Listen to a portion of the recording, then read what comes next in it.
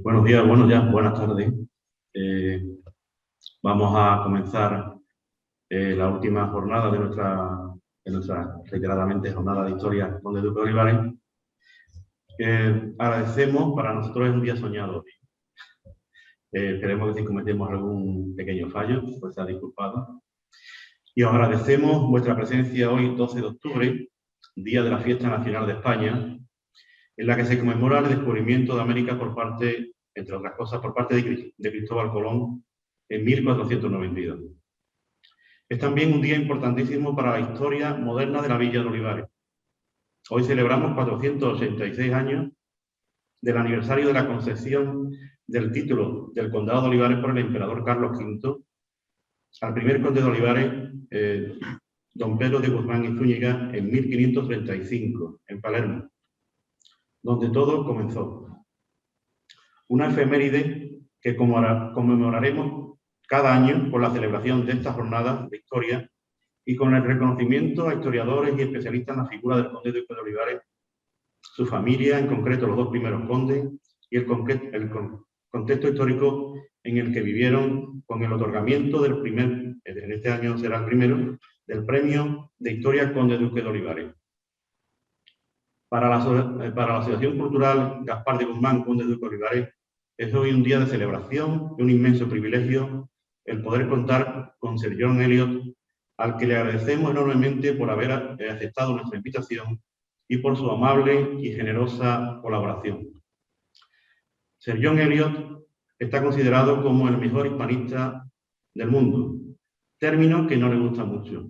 Es uno de los historiadores más destacados de los últimos siglos, catedrático emérito de la universidad más prestigiosa del mundo, Oxford. Es el más cualificado experto en la España de Olivares y biógrafo del conde Duque. Tiene un afecto y un cariño incondicional a España. De los españoles dice que le gusta sobre todo su generosidad. Nació en Reading, al sureste de Inglaterra, en el seno de una familia de profesores, siendo educado en el Eton College. Con 18 años hizo el servicio militar. Un año más tarde obtuvo una beca para ir a Cambridge, donde estudió Historia Moderna. En julio de 1950 se suma a un grupo de amigos estudiantes para hacer un viaje a España en un viejo camión del ejército británico que habían comprado entre ellos. Así fue como el joven John Eliot llegaría a nuestro país por primera vez, recorriendo ciudades y pueblos, iglesias, monumentos y museos de una España de la posguerra tremendamente empobrecida. Durmiendo en ocasiones en pensiones de tercera categoría y otras al aire libre, en las calurosas noches de verano entre olivares y con el firmamento como techo. En el mes y medio de vacaciones que estuvieron ellos aquí, visitaron muchas ciudades españolas, entre ellas Barcelona, Santiago de Compostela, Burgos, Ávila, Salamanca, Madrid, Granada, Córdoba y su querida Sevilla. En esta primera visita, Sir John Eliot se encuentra en un país muy triste, muy pobre, especialmente en Andalucía, donde entonces veía a muchos de estos niños mendigando, pidiendo un trocito de pan. Le impresionó el contraste de esta miseria y la enorme dignidad, generosidad y voluntad de los españoles con las que convivió. En aquel viaje hizo también su primera visita al Museo del Prado, que le impactó enormemente, aunque entre todos los tesoros pictóricos del Prado había uno en particular que le daría un giro a su vida como historiador. Al ver el retrato ecuestre del conde Duque de Olivares, pintado por Diego Velázquez en 1638, quedó fascinado ante ese impresionante hombre a caballo, una mirada penetrante y arrogante. Provocó tal impresión en él que decidió que algún día debería hacer algo sobre su figura y el periodo en el que vivió. Todo esto lo cuenta él mismo en un exquisito libro de memorias intelectuales, Haciendo Historia, publicado en 2012 y que os recomiendo, lleno de razones, explicaciones y emociones históricas que permiten entender su obra. Entre los años 1973 y en 1990 se trasladó a Estados Unidos como profesor del Instituto de Estudios Avanzados de Princeton, donde gestaría su mayor proyecto, o su gran proyecto, la biografía de don Gaspar de Guzmán. El libro se llama en sus múltiples ediciones, El conde duque de Olivares, el político en una época de decadencia, su gran libro, definido como una obra monumental sobre un hombre y una época que trasciende los límites de la mera biografía. Maestro de hispanista, reconocido internacionalmente por sus investigaciones sobre la historia de España, ha contribuido al conocimiento a nivel internacional de la historia española, deshaciendo tópicos inmensamente sobre aspectos decisivos del pasado hispánico. Sir Eliot es un historiador inmensamente trabajador, perfeccionista y activo, que no ha cesado su magisterio ni su producción de estudios fundamentales sobre la Europa moderna y el universo del imperio, la decadencia hispánica, las relaciones anglo-españolas, el papel de los válidos, el arte y la cultura. Sir John es miembro correspondiente de la Real Academia de la Historia desde 1965, miembro de la Academia Británica, pertenece también a la Academia Americana de las Artes y Ciencias y a la Sociedad Filosófica Americana.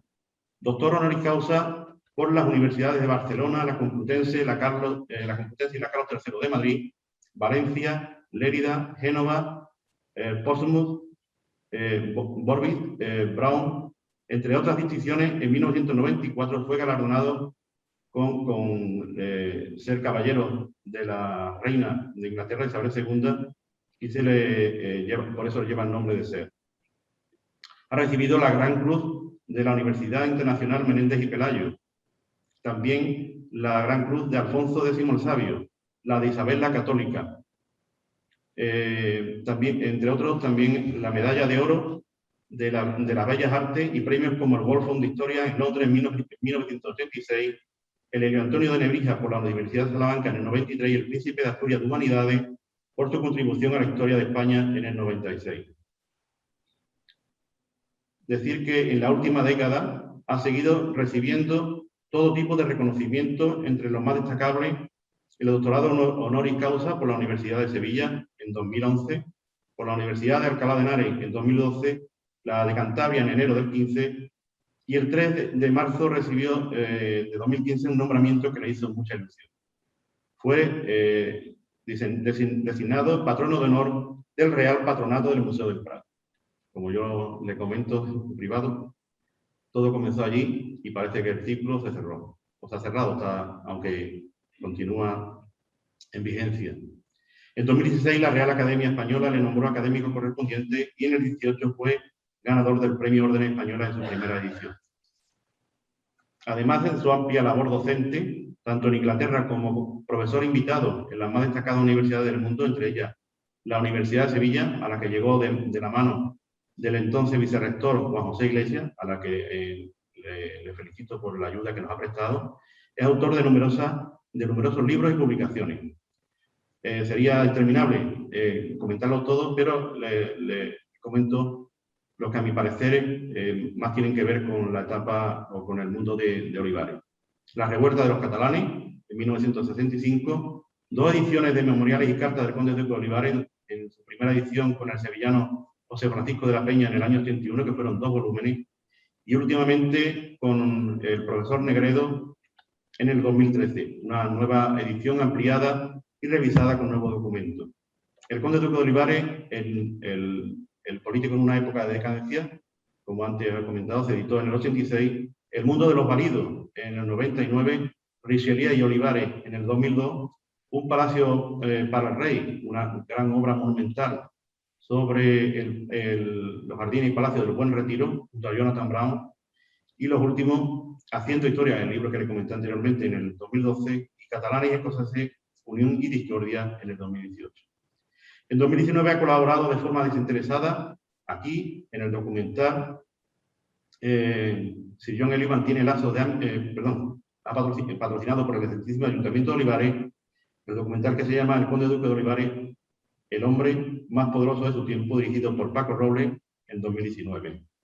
Sir John mantiene lazos de amistad y colaboración con muchos profesores, investigadores y estudiosos del conde duque de Olivares en Sevilla y su provincia, una ciudad que ha visitado en innumerables ocasiones e incluso en la que ha residido por temporada. Extraigo estas líneas dedicadas a Sevilla de su discurso de investidura como doctor honoris causa por esta universidad, a la que tuve el honor de asistir en noviembre de 2011. Mi Sevilla es mucho la Sevilla de hoy, pero también, por supuesto, la Sevilla del pasado. Al fin y al cabo, he dedicado mucho tiempo de mi vida profesional al estudio de alguien que se sentía orgulloso de definirse a sí mismo como hijo de Sevilla, el conde duque de Olivares. No se puede entender a Olivares sin comprender algo de la vida y de la sociedad de Sevilla de comienzo del siglo XVII. Voy concluyendo, pero antes permítanme que les relate una anécdota que compartió el americanista sevillano Ramón María Serrera Contreras en su artículo Sir John Eliot y el Nuevo Mundo, editado en el Boletín de la Real Academia de las Buenas Letras, número 39 de 2011, que nos explica la gran personalidad, la fama internacional con la que contamos hoy como cierre de esta jornada. El hecho ocurrió el 4 de diciembre de 1997 en el amplio salón de plenos, entonces edificio de la Diputación Provincial, hoy Casa de la Provincia, frente a la muralla del Alcázar. Desde más de una hora antes, mucho público de todas las edades, con predominio de estudiantes, formaban larga cola en la calle aguardando la apertura de las puertas del recinto. Mientras tanto, 6 cadenas de televisión y un total de 12 medios acreditados tomaban posesiones en el salón de plenos. Apenas 2 minutos antes de comenzar el acto, ocupaban las primeras filas de protocolo personajes invitados, entre ellos, en aquel entonces, el vicepresidente del gobierno, Alfonso Guerra. Al final del mismo, una vez levantada la sesión por el entonces presidente de la Diputación, Alfredo Sánchez Monteserín, numerosas personas se lanzaron materialmente hacia el estrado con libros en sus manos para lograr un autógrafo o la dedicatoria del máximo protagonista del acontecimiento, que entre esta avalancha humana no tuvo más remedio que refugiarse en uno de los despachos de la Diputación. ¿Qué acontecimiento habría ocurrido en el corazón de Sevilla con tanta expectación que había despertado? ¿Se trataba de la presentación de Ricardo Muti como director titular de la Real Academia Sinfónica de Sevilla? ¿Se anunciaba Ronaldo como posible fichaje para el Betis? ¿O se hacía pública la contratación de Luciano Pavarotti como asesor lírico del Teatro de la Maestranza? No, ni mucho menos. Era algo mucho más sencillo y aparentemente normal. Sir John Eliot acababa de pronunciar una conferencia sobre la conquista de México, clausurando así un ciclo organizado por la propia Diputación de Sevilla con motivo de los actos conmemorativos del 450 aniversario de la muerte de Hernán Cortés en Castilla de la Costa. Seguía preguntándose el profesor Serrera qué razones hay para explicarnos que un gran historiador, protagonista de una dilatada trayectoria como investigador y como docente, pueda codearse con las más fulgurantes estrellas mundiales del ámbito de la cultura. La clave principal del éxito del Sir John Eliot radica en que nuestro admirado historiador es un comunicador nato. Es su don natural, y ahora lo vais a comprobar. Que se tiene o no, y Sir John Eliot lo tiene en grado mayúsculo. Es sobre todo un maestro del arte de la comunicación, con un lenguaje que llega a todos, con una prosa excelente y elegante que hace comprensible su discurso. La personalidad de nuestro conferenciante es de gran talento natural, mucho sentido común, unido a miles de horas de trabajo de estudio y de reflexión. Sir John Eliot es un hombre cordial, humilde, cercano, discreto, modesto y que nunca pierde una sonrisa sincera. Durante sus 70 años como historiador de reconocido prestigio internacional, ha visitado intelectualmente y físicamente con frecuencia nuestro país. Normalmente le acompaña a su lado su esposa, Ona Butler, a la que saludo, siempre presente en su trayectoria vital e intelectual. A sus 91 años, bien llevado, Sir John vive junto a ella en su acogedora y bonita casa junto al Támesis a las afueras de Oxford. Ha visitado la Villa de Olivares, creo, en 2 ocasiones. Ha llevado el nombre de nuestro pueblo ligado a la figura histórica de don Gaspar de Guzmán y Pimentel, nuestro personaje histórico más relevante y emblemático, por todas las universidades y foros del mundo.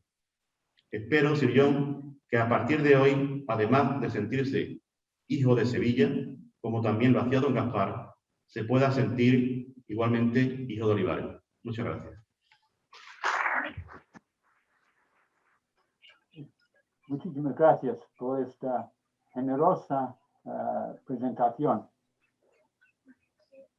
Señor don Isidoro Ramos García, alcalde de Olivares.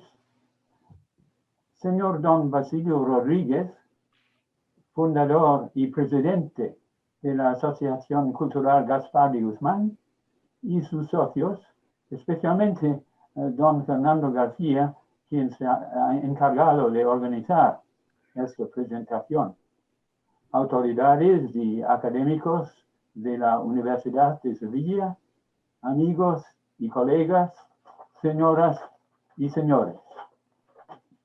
Debo empezar disculpándome por el hecho de que mi presencia hoy entre ustedes sea tan solo virtual.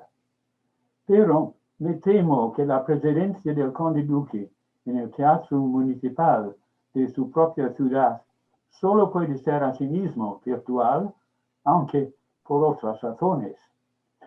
Virtual o no, es en cualquier caso un honor haber sido invitado por la Asociación Cultural Gaspar y Guzmán, recién fundada, a impartir la primera conferencia en lo que ha de ser un programa de conferencias anuales, y también por haber sido nombrado presidente de honor de la asociación. He aceptado la invitación con mucho gusto. Es motivo de satisfacción y de orgullo haber recibido semejante privilegio, toda vez que he dedicado una parte tan considerable de mi vida y de mi carrera profesional a don Gaspar y a su época. Perdón. Sin embargo, es precisamente porque he escrito y hablado acerca de él tantas veces a lo largo de unos 70 años, que no es fácil para mí decir alguna cosa nueva acerca de él aquí, el mismo día, el 12 de octubre, en que en el año 1535, el emperador Carlos V, que se encontraba entonces en Palermo, concedió a don Pedro de Guzmán y Zúñiga, el primer conde de Olivares, el título del condado de Olivares. Estoy particularmente agradecido al Ayuntamiento de Olivares y a Basilio Rodríguez por toda la tarea que han llevado a cabo en organizar este acto y por brindar tan buena acogida a residentes y no residentes por igual. Hijo de Sevilla, como le gustaba decir de sí mismo, don Gaspar, tercer conde de Olivares, se hubiera sentido especialmente satisfecho al ver a tantos estudiantes de la Universidad de Sevilla en este encuentro.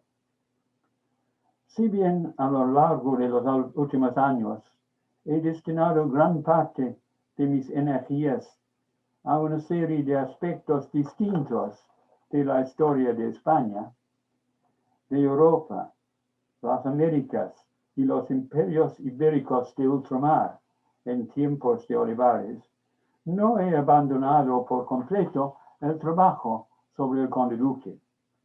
Tal como algunos de ustedes posiblemente sepan, puse en marcha en 1978 lo que estaba pensado como una serie de memoriales y cartas del Conde Duque de Olivares, tarea emprendida con la ayuda de otro hijo de Sevilla, el fallecido y muy recordado José Francisco de la Peña. Los dos volúmenes publicados contienen muchas de sus cartas y papeles de gobierno más importantes sobre política interior y su programa de reformas. Estos documentos formaron la base de mi biografía de Olivares, que publiqué en inglés en el año 1986 y en su traducción española 4 años más tarde. El proyecto quedó interrumpido tras la publicación del segundo volumen de los memoriales y cartas, en buena parte a causa del fallecimiento prematuro de Quisco de la Peña.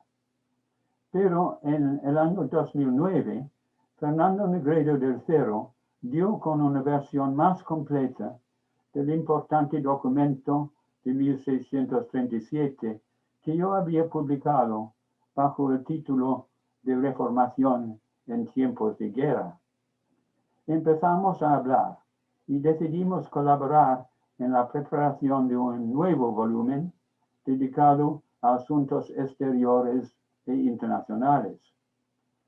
Tiempo atrás, en el año fatídico de 1936, Gregorio Marañón llamó la atención en su biografía del conde duque sobre la importancia de la correspondencia inédita entre don Gaspar y don Fernando el Cardenal Infante, en la función de este último como comandante del ejército de Flandes y gobernador de los Países Bajos entre 1635 y su muerte en el año 41. La tarea de localizar, cotejar y editar estas cartas, una parte de las cuales se encuentra en Múnich, supuso una cantidad enorme de trabajo, la mayor parte a cargo de Fernando Negredo y de sus colegas y colaboradores. La correspondencia ha sido finalmente publicada conjuntamente por Marcial Pons y el Centro de Estudios Europa Hispánica en un grueso volumen el año pasado de 2020. Gran parte de esa correspondencia está inevitablemente dedicada a asuntos militares e internacionales y resultará de interés para los historiadores de la guerra y en particular para los que estudian la guerra de los 30 años. Aporta mucha nueva información sobre el desarrollo de los acontecimientos en la Europa central y septentrional, además de muchas apreciaciones también novedosas sobre la situación en Flandes durante aquellos turbulentos años de guerra entre España y el emperador por un lado y los franceses y los holandeses por otro. Con todo, muchos lectores se sentirán especialmente atraídos por lo que la correspondencia nos puede decir acerca del conde duque. Sospecho que quien tenga la energía y perseverancia necesarias para leer las 66 cartas de don Gaspar saldrá de la tarea habiendo obtenido un mayor respeto hacia su figura. A aquellos que conozcan algo de él, no les sorprenderá que se muestre resuelto en tiempos tanto de guerra como de paz a supervisarlo todo personalmente y muy de cerca. La falta de cabezas de que España adolecía es un motivo de queja continuo en sus cartas.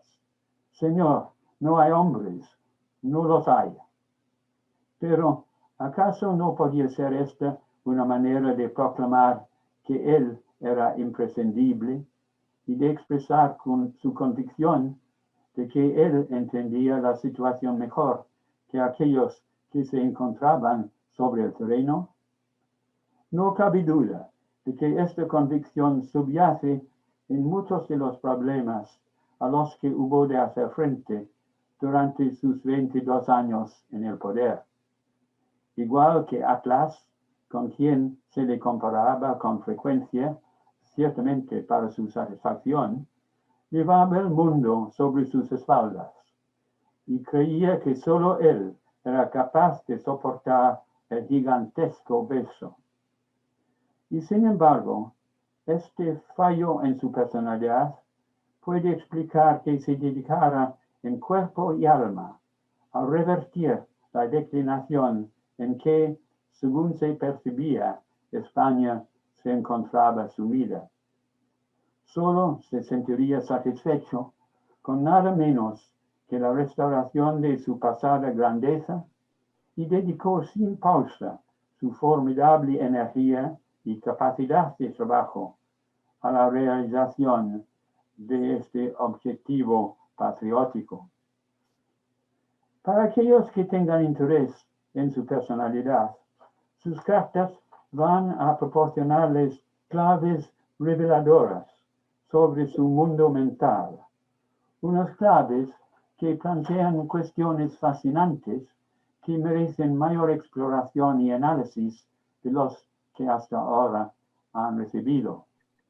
Por ejemplo, Su vocabulario y sus formas de expresión y análisis reclaman un examen por parte de un filólogo que conozca bien esa época.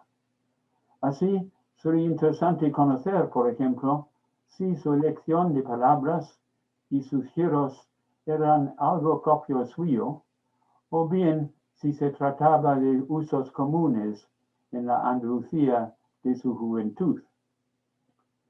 Creo que estas cartas muestran un Olivares más humano que el que se desprende de una biografía política como la mía.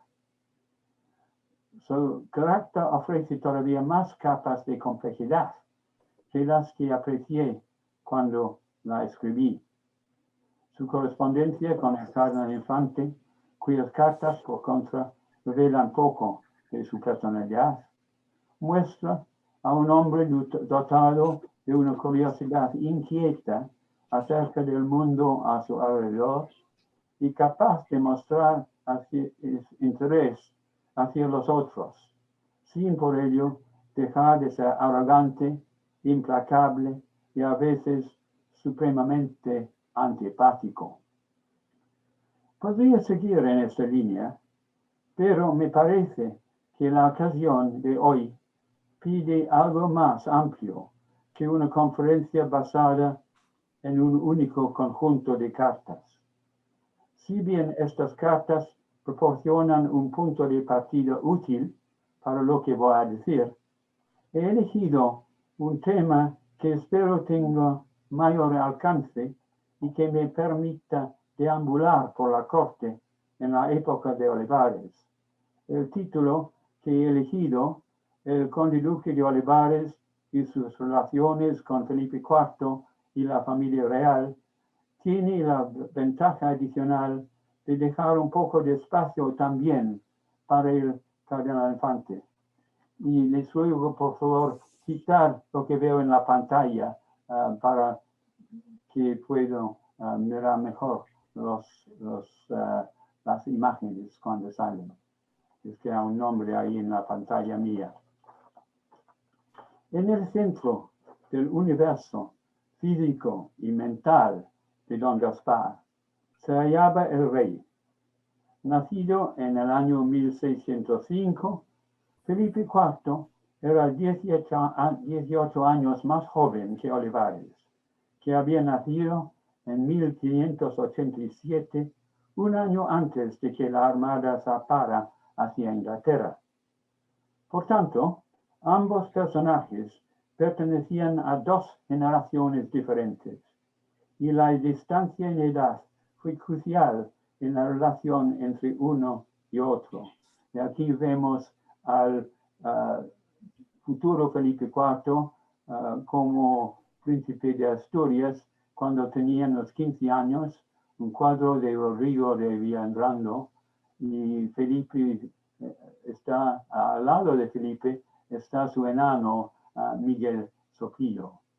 Es un cuadro que se encuentra en el Museo del Prado. Desde los primeros días de su relación, que empezó en 1615, cuando Felipe recibió su propia casa y don Gaspar fue nombrado como uno de los caballeros en la Cámara del Príncipe, el conde estaba predestinado para la función de ser su guardián y tutor. Del mismo modo, el destino del príncipe durante esos años iniciales era el de ser pupilo, aunque inicialmente no se avenía a jugar el papel que tenía asignado, algo que no le resultó fácil. Fue notable la ocasión en que Felipe dijo que estaba cansado de la presencia de Olivares, y que en aquel momento llevaba el orinal del príncipe, lo besó reverencialmente antes de retirarse en silencio de la habitación. Poco a poco, sin embargo, la adulación y autohumillación tuvieron recompensa. Valiéndose de la pasión de Felipe por la equitación y por él que soy un amor por el teatro que mantendría durante toda su vida, Olivares empezó a ganarse una posición preeminente en el entorno del príncipe. Y aquí vemos al conde duque por los años 24 o 25, el conde duque de pie, unos años después de empezar a ser el valido del nuevo rey. Y cuando Felipe III falleció prematuramente, el 31 de marzo del año 21, don Gaspar proclamó exultante: ahora todo es mío y nadie puede negarlo. Con el apoyo de su tío, don Baltasar de Zúñiga, que tenía la experiencia en asuntos de gobierno y diplomacia de que Olivares carecía, estaba a punto de ganar el poder supremo que siempre había anhelado. Pero para retenerlo, y no solo ganarlo, iba a depender siempre de un rey que era al mismo tiempo su pupilo y su señor, algo que nunca olvidaría. En la Europa de la época se consideraba que el monarca tenía dos cuerpos, uno humano y otro divino. Y si bien Felipe pudo ser a veces demasiado humano, siempre fue a ojos de don Gaspar y todos los demás el virrey de Dios en la tierra. En la Europa de la época se consideraba que el monarca tenía dos cuerpos, uno humano y otro divino. Y si bien Felipe pudo ser a veces demasiado humano, siempre fue a ojos de don Gaspar y de todos los demás el virrey de Dios en la tierra, encargado de la tarea sagrada de mantener la justicia y un sistema de gobierno que en la medida de lo humanamente posible emulaba al divino. Para un rey de España, esta tarea era todavía más exigente que para los otros monarcas. Como gobernante de la mayor potencia en la tierra, su misión providencial consistía en apoyar y favorecer a la Iglesia de Roma, que se encontraba acosada por todas partes, asegurar la pureza de la fe cristiana en casa y fuera, defender a Europa frente a la amenaza del Islam y fomentar la predicación del Evangelio por todo el mundo. Era cometido de don Gaspar preparar el rey para esa misión, tan elevada como difícil. El duque de Lerma, como valido del padre de Felipe III, no había hecho nada para equiparle debidamente para las funciones de la realeza. Y en esto, como en todo lo demás, Olivares estaba decidido a hacer la antítesis de Lerma, a quien consideraba personalmente responsable de la humillante pérdida de poder y prestigio que España había sufrido durante los 20 años de su valimiento. A su juicio, ello había convertido a Felipe III en rey tan solo de nombre, un rey cuyas virtudes principales eran la piedad y la castidad.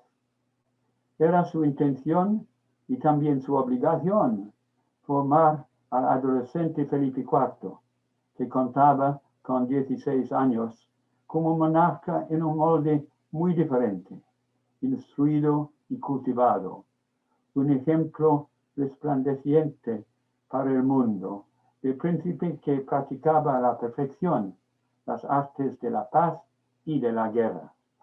El peligro se encontraba naturalmente en que cuanto más éxito alcanzara en esta empresa, tanto más probable sería que él mismo se apartara de su posición, que tanto deseaba, como valido del rey o su primer ministro, como algunas veces fue llamado. Resultó una tarea difícil, pero de ningún modo imposible. Felipe, indolente, excepto cuando se dedicaba a sus pasatiempos favoritos como la caza, estaba dotado de una inteligencia natural. Olivares se dispuso a trazar un programa educativo y a despertar en él un entusiasmo por el saber y por los libros. Confeccionó listas de lecturas con la ayuda de su amigo sevillano y bibliotecario personal, el poeta Francisco de Rioja, y ambos empezaron a reunir una biblioteca particular para Felipe en la Torre Alta del Alcázar. Más tarde, Felipe diría que ya en el segundo o tercer año de su reinado había leído varios de los libros de la lista, entre los que figuraban crónicas castellanas, historias de España, de Europa y de las Indias, historiadores romanos clásicos como Salustio y obras de geografía. Pronto leería libros en lenguas extranjeras y en la década de 1630 tradujo durante su tiempo libre los libros 9 y 10 de la historia de Italia de Guicciardini, del italiano al español. En un pasaje autobiográfico nos dice que estaba deliberadamente desprendiéndose de su carácter divino por afectar más la filosofía y moderación y sobre todo la rectitud y verdad. Sus lecturas le ayudaron también a adquirir una mejor comprensión de los asuntos públicos.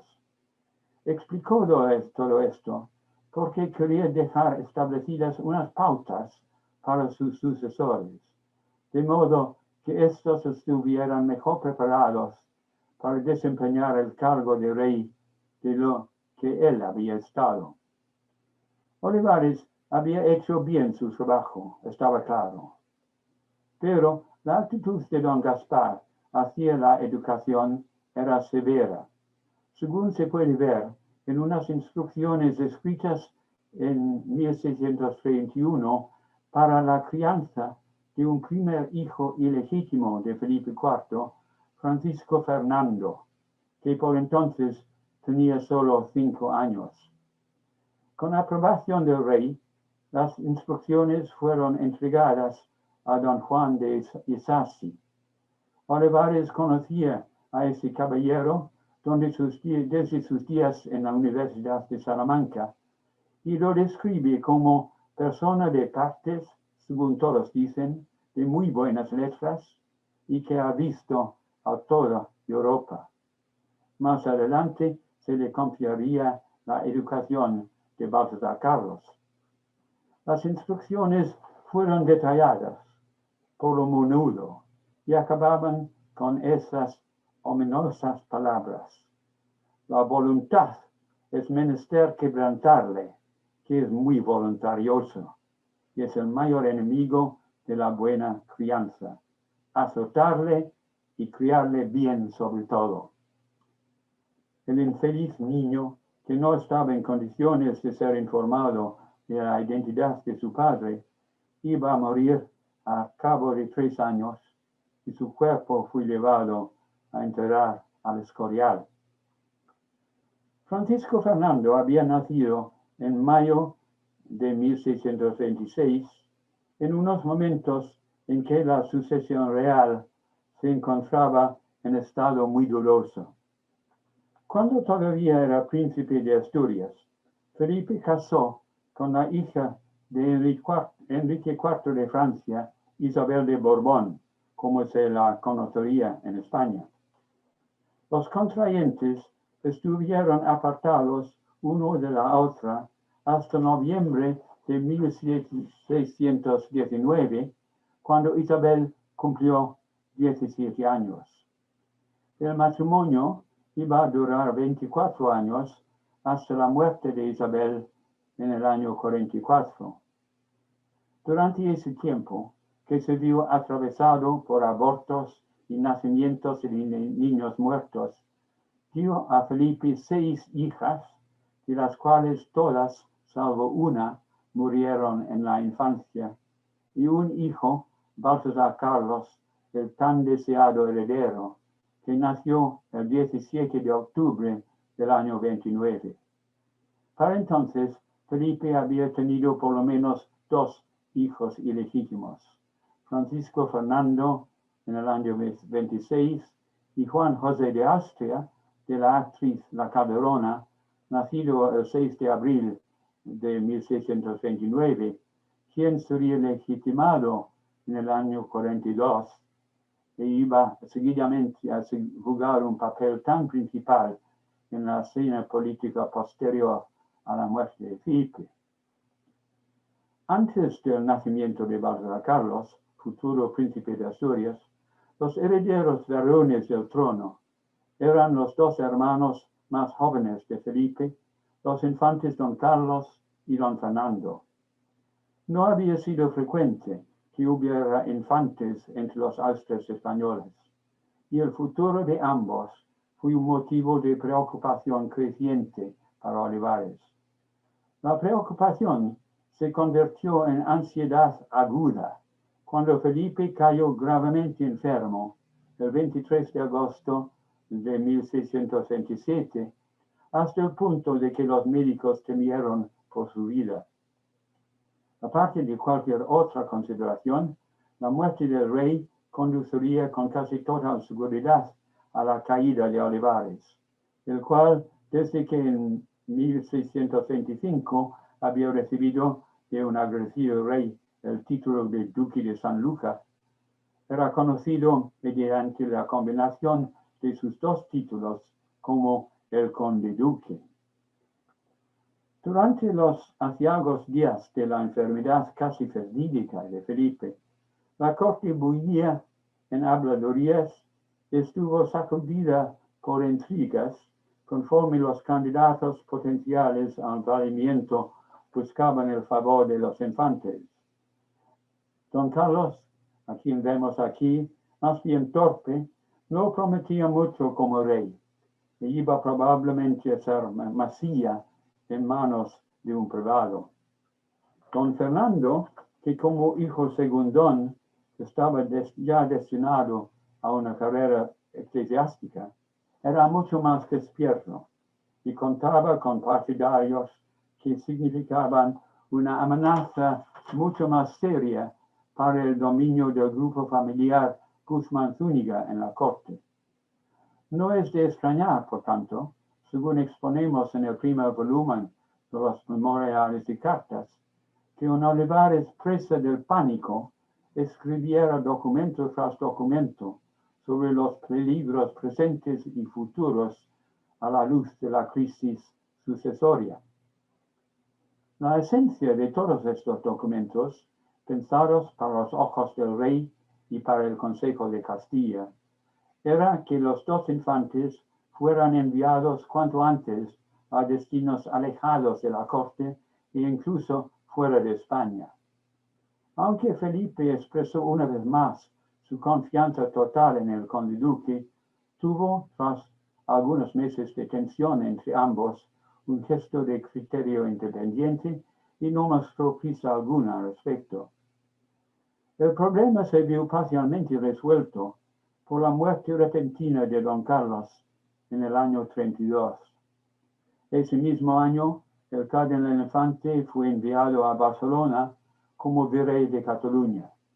Ese destino iba a darle experiencia de caras a su siguiente paso a Bruselas, en donde iba a ayudar a la tía del rey, la anciana archiduquesa Isabel Eugenia, como gobernadora de los Países Bajos españoles antes de sucederla en ese mismo cargo. No hay la menor duda de que el nacimiento de Baltasar Carlos, juntamente con la grave enfermedad de Felipe 2 años antes, repercutió en este último, transformando su psicología y su conducta. Su experiencia al borde de la muerte debió ser un alebonazo que le hizo consciente de su propia mortalidad y de que su vida frívola le había llevado a descuidar sus obligaciones como gobernante elegido por Dios de una monarquía global. Los agudizados sentimientos de culpa de culpa por su carácter pecador, le persuadieron de que sus pecados de omisión y de comisión eran los responsables no solo de sus reveses e infortunios personales, empezando por la falta de un heredero, sino también de los de la monarquía en su conjunto. Era un peso doble, como hombre y como monarca, con él que tenía que cargar. El nacimiento de Barza Carlos fue saludado como un milagro, tras los abortos sufridos por Isabel y las muertes en la infancia de 4 hijas durante los primeros 12 años de matrimonio. Ahora, con la sucesión al parecer asegurada, Felipe pudo verse a sí mismo como perpetuador de la dinastía. Esto dio un nuevo sentido a su vida y le animó a tomarse sus obligaciones reales más en serio. Y aquí lo vemos por los años 30, en este momento, vestido en un traje magnífico castaño y plata. Esta situación cambió inevitablemente el carácter de sus relaciones con Olivares. Todavía necesitaba la ayuda de un consejero de confianza y primer ministro que pudiera aliviarle de algunas de sus muchas obligaciones, pero una vez superada su enfermedad, se mostró inflexible en su imprudente voluntad de ponerse al frente de sus ejércitos en Italia o en Flandes para consternación de Olivares. También pasaba más tiempo en su mesa de trabajo, leyendo y anotando los documentos y despachos que llegaban desde todos los rincones del mundo. Su determinación creciente por compartir las obligaciones de gobierno había de afectar a sus relaciones con el conde duque, quien, pese a todas sus protestas de querer retirarse de la vida pública, no tenía ninguna intención de aflojar su control del poder.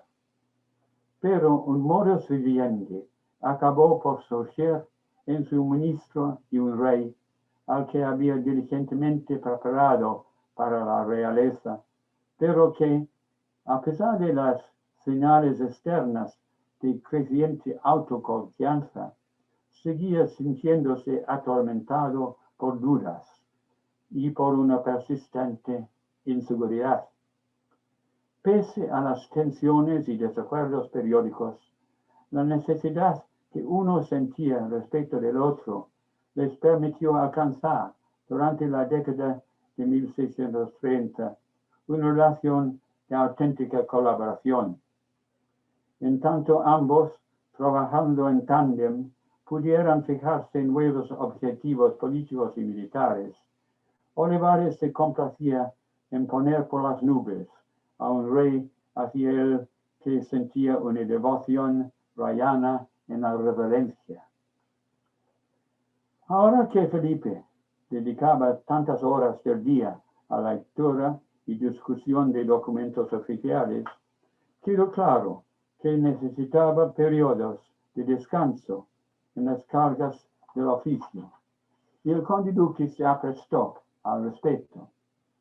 En la década de 1560 se había añadido un apartamento real a la iglesia y monasterio de San Jerónimo, situado en las afueras de Madrid por el este, y los monarcas habían hecho un uso ocasional del mismo como lugar de retiro con ocasión de funerales reales y otras ocasiones ceremoniales. Ahora pareció lógico ampliar el apartamento para estancias más prolongadas y frecuentes por parte del rey y de su familia, y había espacio más que suficiente para plantar árboles y crear un parque extenso con jardines ornamentales. En 1630 a 31, el proyecto de ampliar el edificio fue llevado a la práctica. Así es como nació el Palacio del Buen Retiro, que aquí lo vemos aquí por el año 1638, cuando todavía estaba en construcción el Teatro del Coliseo detrás. Y lo que vemos aquí es el palacio en su conjunto. Es un cuadro atribuido a Giuseppe Leonardo. Y aquí se entra por aquí, el monasterio aquí, aquí el patio, gran patio, aquí el Salón de Reinos, la gran galería sala central, de que voy a hablar más tarde. Aquí otro patio, aquí detrás los jardines con sus ermitas.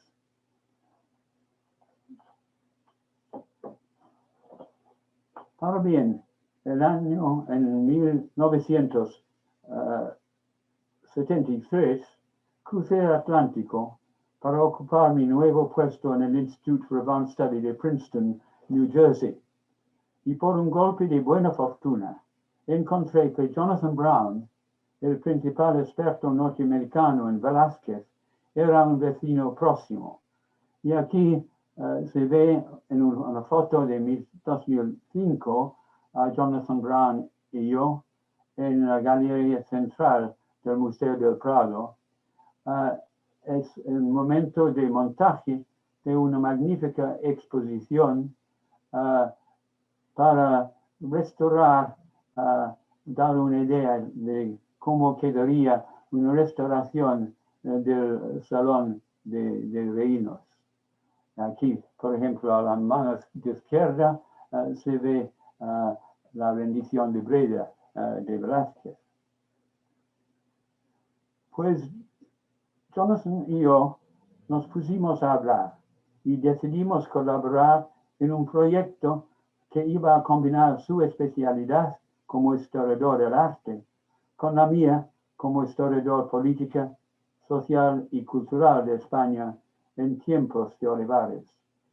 Dimos con la idea de escribir una historia del Palacio del Buen Retiro, que había de cubrir los orígenes del proyecto, su construcción y financiación, y los usos a los que el complejo palaciego fue destinado, tales como las justas, navegación en un lago artificial, competiciones poéticas y de juegos de palabras, y la puesta en escena de piezas teatrales, en especial la última novedad de las llamadas comedias de tramoyas.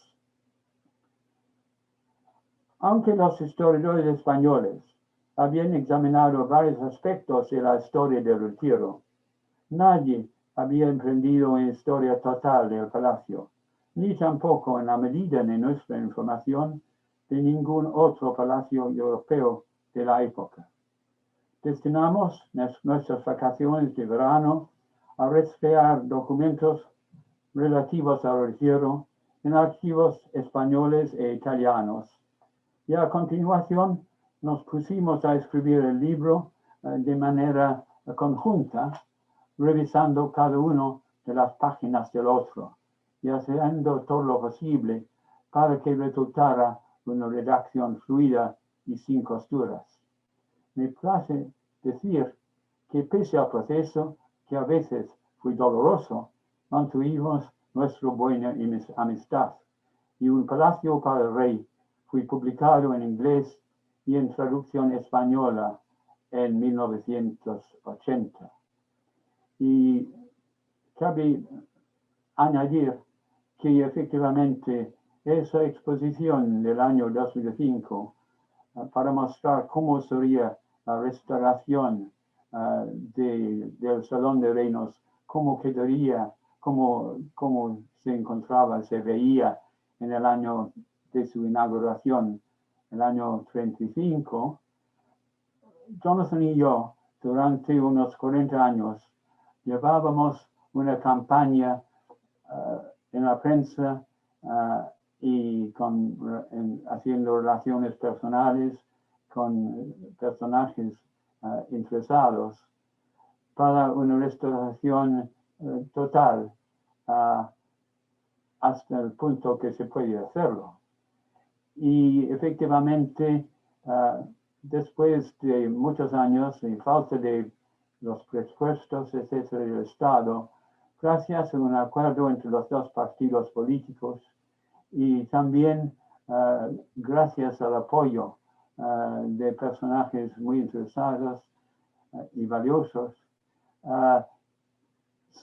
se aceptó el gobierno y entregó el dinero necesario para su restauración.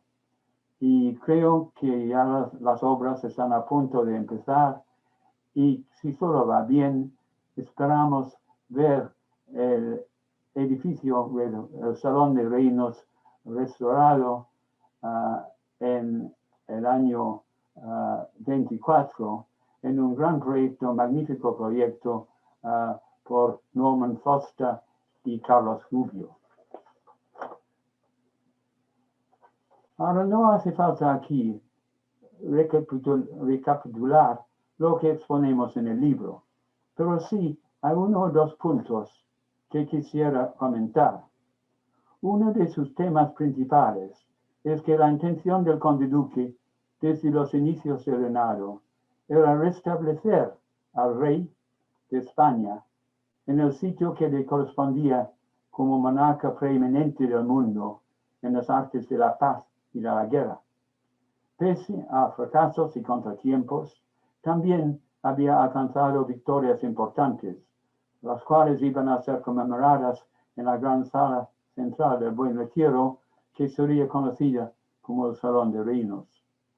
En cuanto a las artes de paz, el palacio, con sus patios, jardines e imitaciones de ermitas, brindaba el marco perfecto para toda una serie de diversiones y entretenimientos, y muy en particular las comedias de tramoyas escritas por Calderón y por otros autores vinculados a la corte, y llevadas a escena por el ingeniero y arquitecto florentino Cosimo Lotti en producciones espectaculares.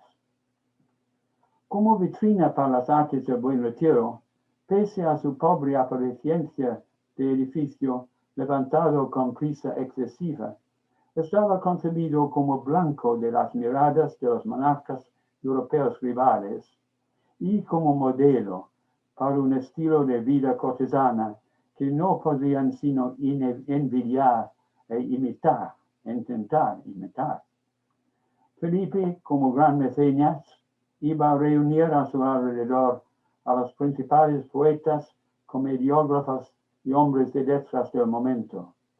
Olivares, por su parte, aportó, como natural de Sevilla, el sentido instintivo de la ciudad por la exhibición espectacular y movilizó sus amplios recursos de patronazgo para atraer a la corte a sus compatriotas andaluces. Y entre ellos destacaba Velázquez. Aquí lo vemos en un detalle de las meninas, su autorretrato, hecho casi a fines de su vida. Y entre ellos, pues, destacaba Velázquez, pintor y asesor artístico del rey. Para entonces, Felipe había desarrollado sus propios gustos estéticos con una inclinación particular para los cuadros de los grandes maestros venecianos, así como los de uno de sus súbditos, Rubens, que vino desde Amberes a Madrid en el año 28 en una misión diplomática. En el curso de la misma, Rubens pasó muchas horas en palacio comentando con Felipe las pinturas de la magnífica colección real y modulando su gusto mientras éste contemplaba al pintor copiando piezas de Tiziano y otras obras maestras. Fue asimismo Rubens quien, gratamente impresionado por los cuadros de Velázquez, aconsejó al rey que lo enviara a Italia a conocer las colecciones de allí, tratar con los principales artistas coetáneos y perfeccionar sus dotes naturales. Al regreso de Velázquez desde Italia, el rey le encargó seleccionar y adquirir pinturas, esculturas y obras de arte para la decoración de las salas y galerías del Retiro. El resultado fueron unos interiores brillantes, en agudo contraste con su fachada totalmente anodina. Poco a poco, rey y pintor establecieron un trato cercano a la intimidad dentro de lo que cabía en la relación entre un monarca y un súbdito suyo. Un súbdito, además, cuyo trasfondo familiar opaco, portugués y parcialmente judío le empujó a ser el cortesano perfecto que nunca se salía de su lugar. A medida que fue subiendo por el escalafón de los cargos cortesanos que le acarrearon un número creciente de obligaciones, alimentó una fuerte ambición para mejorar su estatus, así como el de sus compañeros artistas, desde artesano a caballero y cultivador de las artes. Junto al bibliotecario del conde duque, Francisco de Rioja, Velázquez intervino directamente en diseñar, bajo supervisión del conde duque, el programa iconográfico del Salón de Vinos. Y aquí el proyecto de Norman Foster y Carlos Rubio. Aquí de nuevo la rendición de Breda a mano izquierda. Al fondo, los retratos de los reyes, Felipe III y la reina Margarita, Felipe IV, Isabel de Borbón, y sobre el dintel de la puerta de ahí, Baltasar Carlos montado a caballo.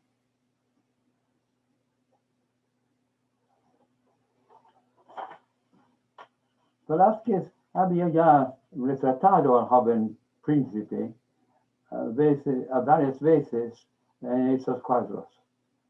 Y podemos ver cómo Baltasar Carlos pasa de la infancia a la edad adulta. Hay un cuadro que destaca de entre todos ellos, porque evoca la relación de Olivares con el heredero del trono, la lección de equitación del príncipe Baltasar Carlos. Sobreviven dos versiones del mismo, ambas en el Reino Unido.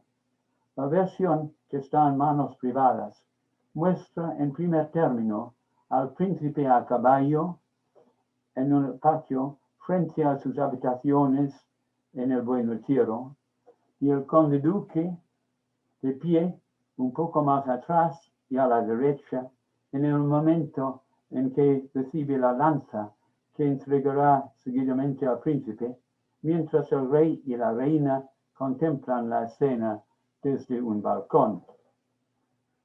La lanza iba a ser usada para justas y torneos, ejercicios ecuestres con los que los nobles se preparaban para su función de guerreros y mandos militares.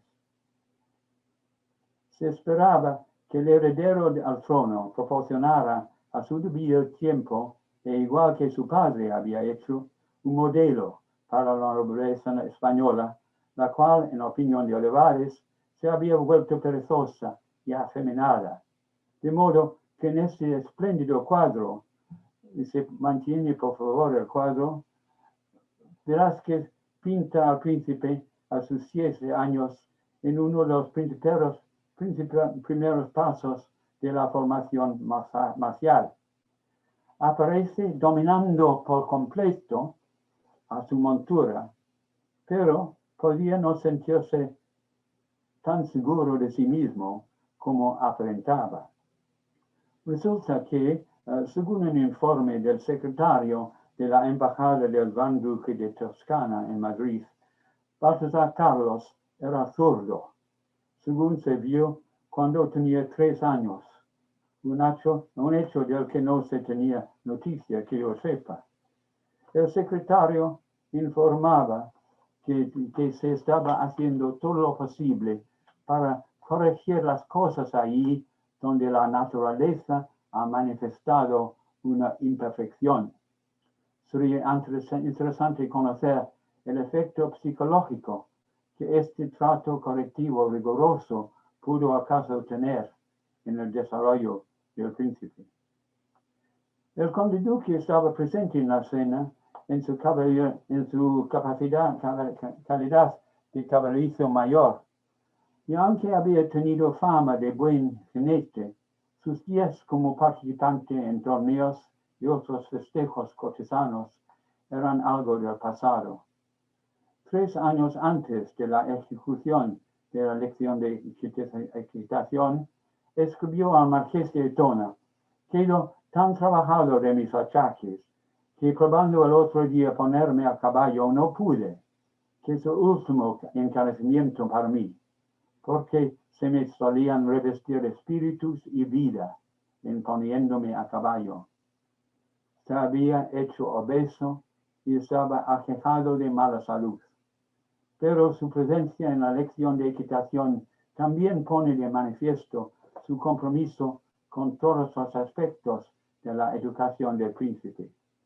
Se veía a sí mismo como el tutor y supervisor del heredero al trono, el cual debía ser instruido en tomar instintivamente el camino correcto entre los muchos que se abrirían ante él durante los años venideros. Se puede quitar la imagen. Este era en efecto su máxima prioridad, y siguió siéndolo incluso cuando su tiempo y su energía se veían consumidos por las inmensas exigencias que recaían sobre él a causa de la escalada de los conflictos europeos y globales.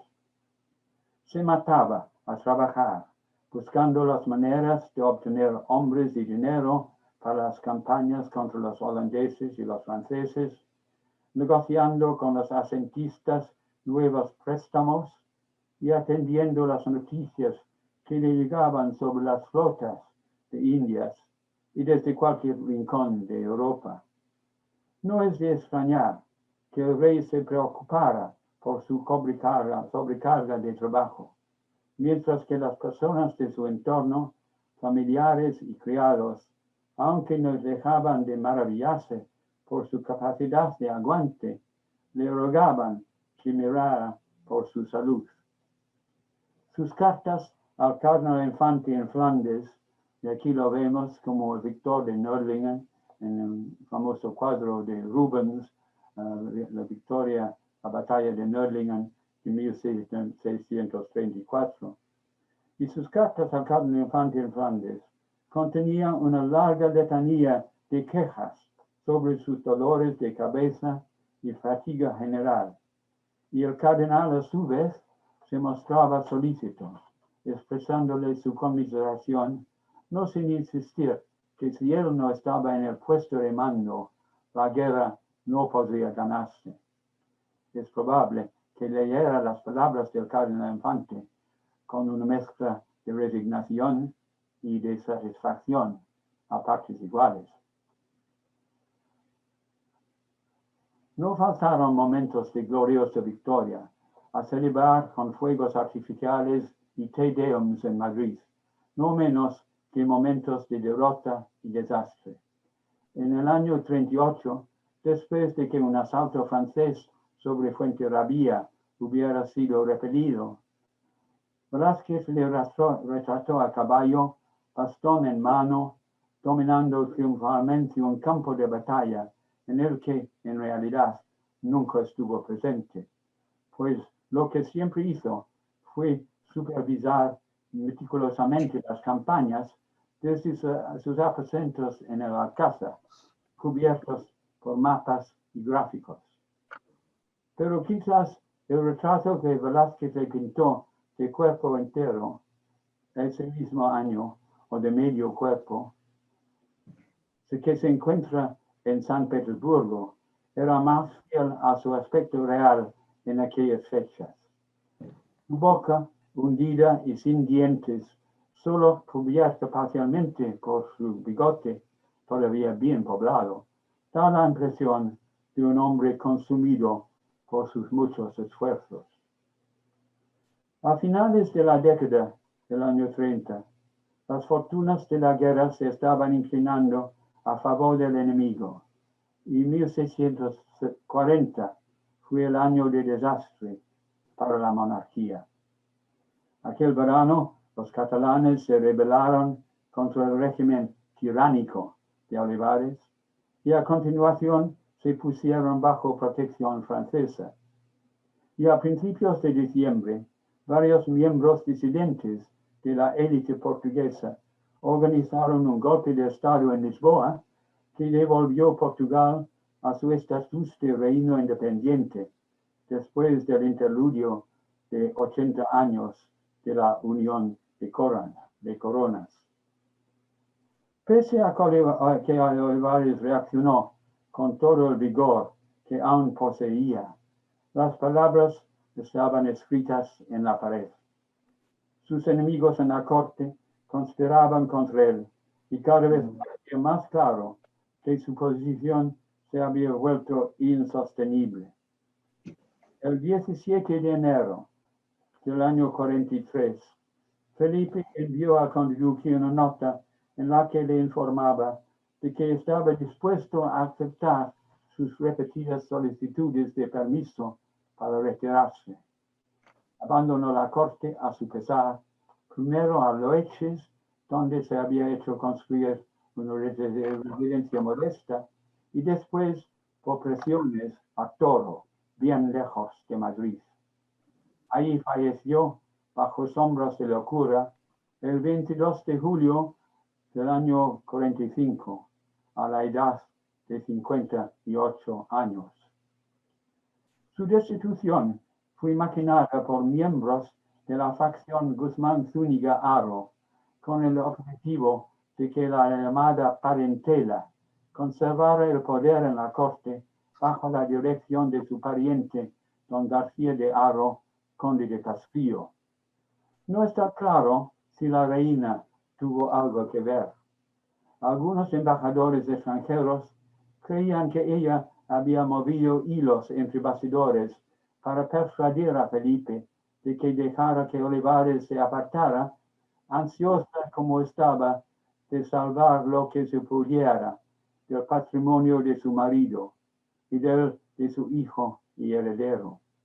Sus relaciones con Castillo eran estrechas, pese a la mucha investigación llevada a cabo. El veredicto no ha sido emitido todavía. El rey hizo saber que a partir de ahora iba a gobernar solo, pero en realidad el poder se deslizó de manera imperceptible hacia las discretas manos de don Luis de Haro, sobrino del conde duque, quien sin embargo no le llegaría a ejercer el poder en la misma medida que su tío. Recibió una herencia agitada y triste. Isabel, que se había revelado como una regente competente cuando el rey y el conde duque se hallaban en campaña militar en Aragón contra los franceses que dominaban Cataluña, se sentía quizás ahora más cerca de su marido que en ninguna otra ocasión anterior. Al parecer, le dio consejos políticos y él la llamó su privado, pero murió el 6 de octubre del año 44, sin haber tenido apenas tiempo para hacer valer su nueva preeminencia. 2 años después, el rey y el país recibieron un golpe todavía más demoledor.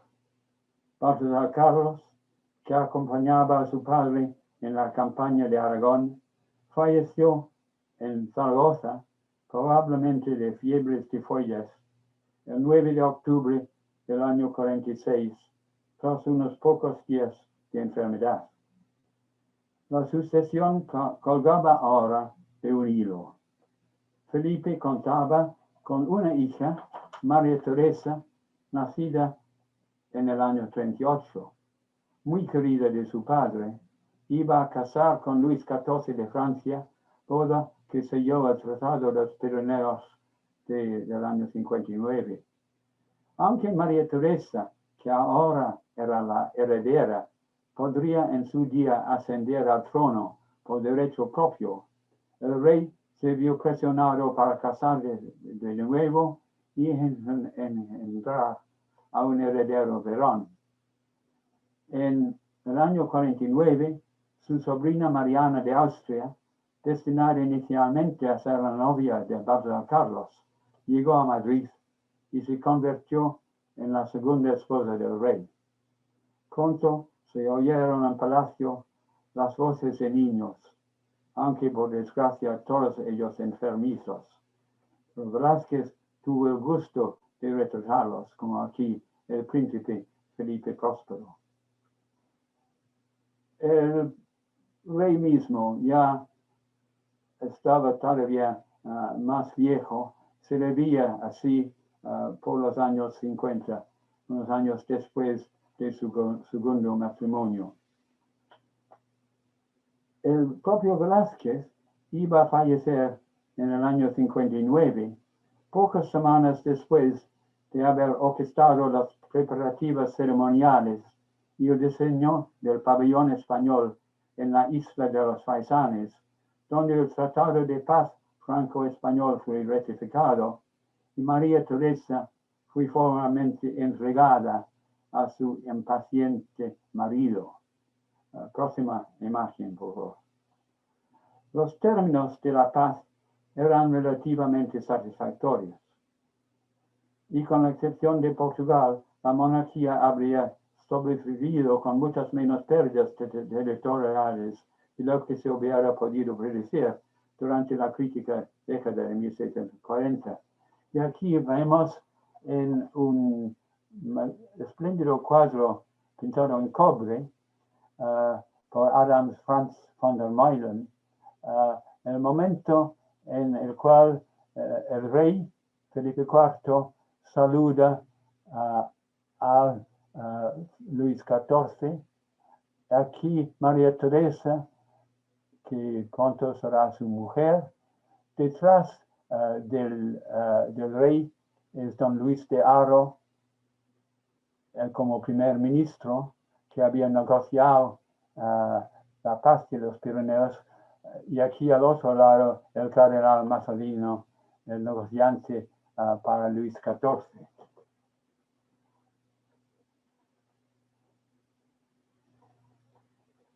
Felipe podía estar moderadamente satisfecho de no haber perdido tanto territorio, pero había envejecido, se sentía abatido y se encontraba con la incertidumbre persistente sobre la sucesión, pues los hijos nacían solo para morir al cabo de tan solo 1 o 2 años de vida.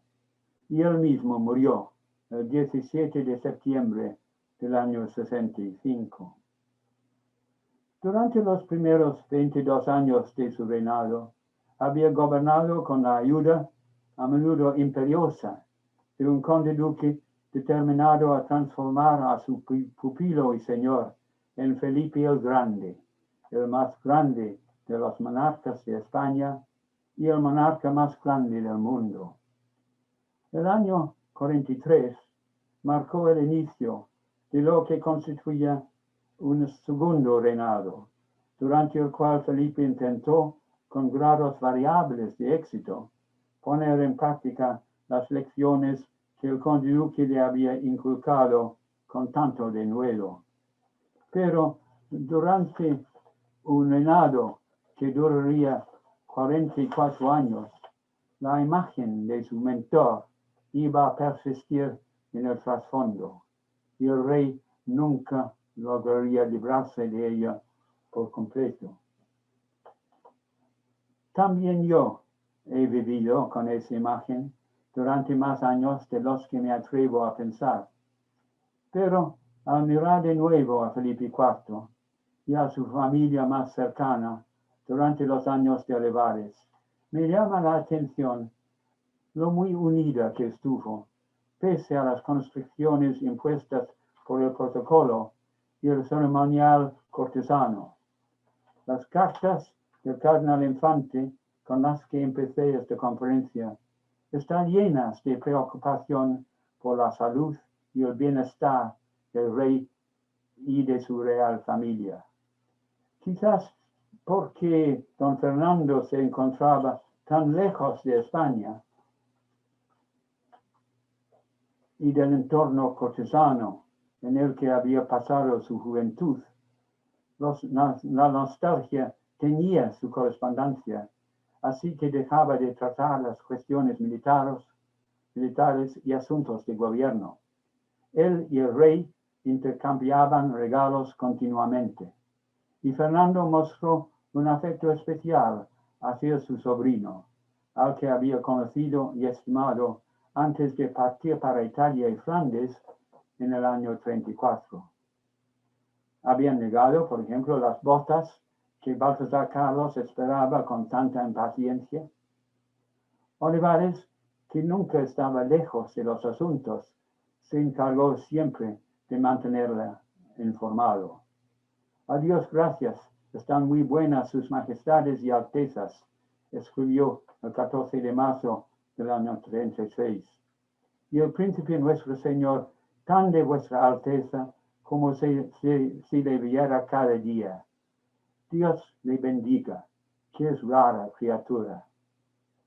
Quizás el conde duque, a quien el cardenal Infante, contra toda costumbre, se dirigía en sus cartas como tú, en lugar del más formal vos, se había convertido en parte de la familia. En tal caso, este habría sido el logro más destacable de ese vástago de la rama segundona de la casa de Guzmán. Muchas gracias.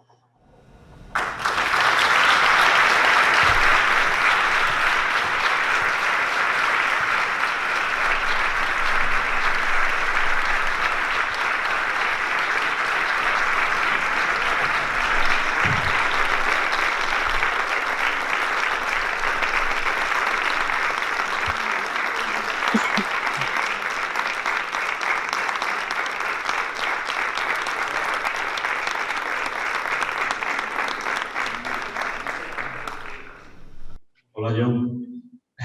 Parece que ha gustado, ¿no? ¿Cómo se encuentra? ¿Bien?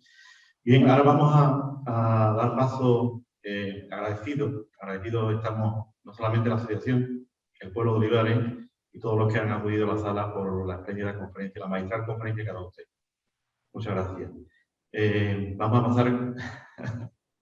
Vamos a pasar seguidamente a algunas preguntas, pocas, porque ya es tarde, y para que, bueno, le pueda usted responder en este momento, ¿de acuerdo? Haré lo que puedo. Bueno, ¿hay alguien que quiera preguntar alguna cuestión para John, para Sir John? ¿No? Bueno, como parece que lo ha explicado usted también, que no tienen preguntas, pues creo que hay dos personas que se quieren dirigir a usted. El alcalde ha pedido la palabra. Sí, buenas tardes, soy John. Mi nombre es Isidoro Ramos, soy el alcalde de Olivares y en nombre del ayuntamiento y en nombre de todo el pueblo de Olivares y de las personas que están aquí en el Teatro Municipal, muchísimas gracias. Es un auténtico honor haber disfrutado de esta conferencia con su magisterio después de 70 años de estudio y la intelectualidad. Yo creo que no hay palabras para definirlo. Y, por supuesto, dar las gracias a la asociación, a su presidente, Basilio, como a todos los que forman parte de la misma, por la organización de esta magnífica jornada de historia, en la cual el ayuntamiento colabora dignamente y siempre colaborará cada vez que lo consideréis necesario. Y sí me gustaría decir dos cosas que espero que sean de su agrado. Ya hace tiempo que, bueno, así como mencionó Basilio en su presentación, se hizo un documental hace unos 3 años sobre la figura del conde duque, en la que usted participó. El conde duque de Olivares, don Gaspar de Guzmán, el hombre más poderoso de su tiempo. Y llevamos ya un tiempo en el que me están proponiendo, como alcalde de Olivares, nombrarlo hijo adoptivo de la localidad. Espero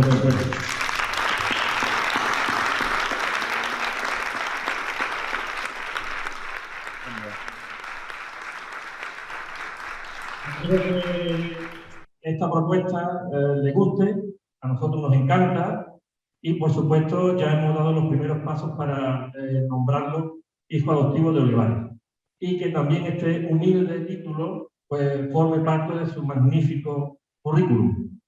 Y por otro lado, para terminar, también, yo creo que este es el momento también para mencionarlo. Desde el Ayuntamiento pues estamos trabajando para configurar o dar cabida a un nuevo espacio cultural y turístico en nuestro pueblo que llevará el nombre de Gaspar de Guzmán, Conde Duque de Olivares. En ese espacio, que si todo va bien, pues pronto será realidad, pues tendrán cabida pues, muchísimas oportunidades, muchísimas exposiciones, incluso un museo tan ansiado desde hace muchísimos años en nuestro pueblo. Así que, lo dicho, muchísimas gracias y por supuesto me encantaría, como a todos los que estamos aquí, nos encantaría que cuando se adopte el acuerdo de hijo adoptivo, poder contar con su presencia. Así que muchísimas gracias por su presencia aquí, aunque sea de forma virtual, y espero que nos vemos pronto.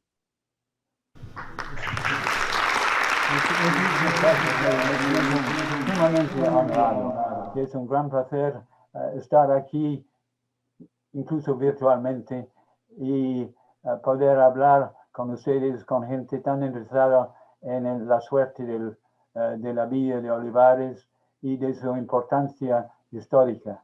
Y estoy encantado por lo que he oído. Muchísimas gracias.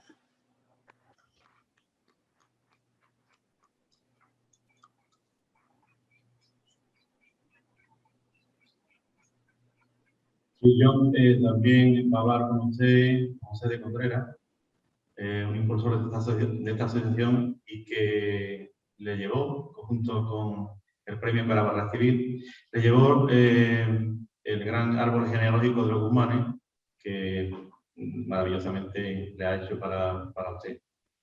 Bueno, va a hablar José de Contreras también. Pues tenía muchas ganas de agradecer al señor don José de Contreras Isauro, autor de este brillante árbol genealógico de la casa de Guzmán. Es enorme y tengo que confesar que tengo un problema, aun siendo un problema grato. Es tan extenso y tan grande que no sé dónde colocarlo, o mejor dicho, plantarlo en mi casa. Pero iré buscando un sitio a propósito para este fantástico y brillante árbol genealógico, que habrá costado muchísimo trabajo, pero que va a ser imprescindible para los historiadores del futuro. Muchísimas gracias, tanto al alcalde por todo lo que ha hecho el ayuntamiento y también a don José de Contreras por este regalo fantástico. Yo quería darle las gracias a usted por la conferencia tan brillante que ha dado y por la valoración que ha hecho de ese trabajo. Fue un encargo de la Asociación Conde Duque de Olivares para usted y que pensaron que es mejor regalarle que la historia familiar del Conde Duque. Muchas gracias, señor.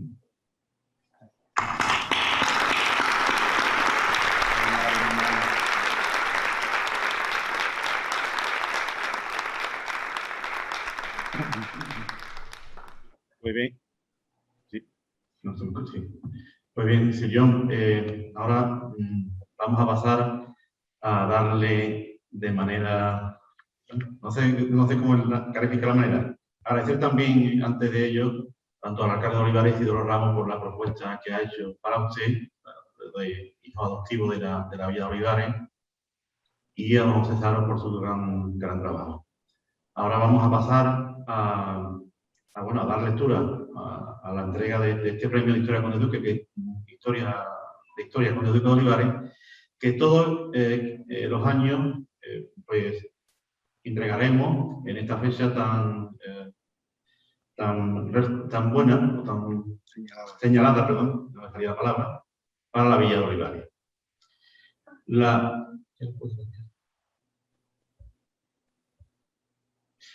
La Asociación Cultural y Desarrollo Gaspar de Guzmán, Conde Duque de Olivares, recoge en sus estatutos y tiene entre sus objetivos el de conmemorar cada año la efeméride del 12 de octubre, día de la concesión del título del Condado de Olivares por el emperador Carlos V al primer conde de Olivares, don Pedro de Guzmán y Zúñiga, en 1565, como anteriormente ha comentado usted. Para ello celebrará anualmente esta jornada de historia Conde Duque de Olivares en torno a esta fecha y premiará el reconocimiento a historiadores y especialistas en la figura histórica de don Gaspar de Guzmán y Pimentel, su familia, los dos primeros condes, la época en la que vivieron y otros personajes importantes de nuestra historia, como puede ser Juan de Roela, con el otorgamiento y entrega del Premio de Historia Conde Duque de Olivares. En esta primera edición, la Junta Directiva de esta asociación ha acordado por unanimidad otorgar esta distinción al insigne historiador Sir John Eliot. Sir John es un historiador reconocido como antes comenté, por la más importante universidad del mundo, es el más cualificado experto de la España de Olivares, como hemos podido comprobar. Su gran biografía sobre el conde Duque de Olivares está definida como monumental y, como comenté anteriormente, ha llevado el nombre de la Villa de Olivares ligado a la figura de don Gaspar por todas las universidades e instituciones del mundo. La dilatada y fructífera trayectoria de Sir John Eliot como historiador es un ejemplo a seguir por todos aquellos futuros expertos y sus obras han contribuido de manera exponencial a un mejor conocimiento de la historia de España. Y en el mundo actual su pensamiento y conocimiento trascienden del simple estudio del pasado para construir un futuro mejor. Desde Olivares y en nombre de nuestra asociación, que usted preside de manera honoraria, bueno, aceptado y estamos encantados, le enviamos nuestra más sincera felicitación y enhorabuena. Gracias, gracias, gracias, Sir John Eliot.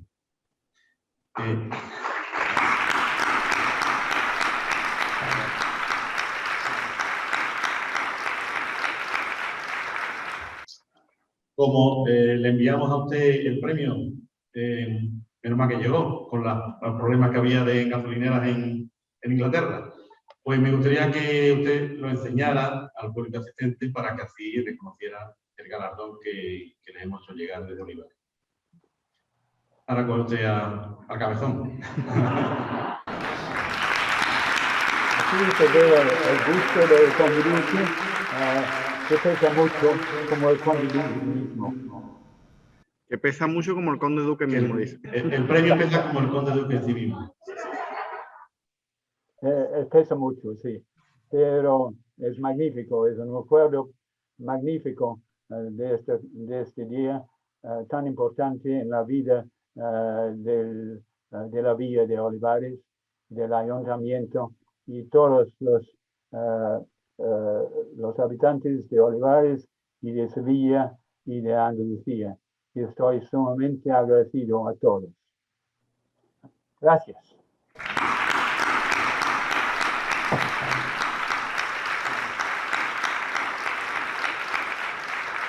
Con estas palabras de nuestro presidente de honor, el señor Eliot, damos por concluida esta primera jornada dedicada a la historia y al conde Duque de Olivares. Muchas gracias por todo.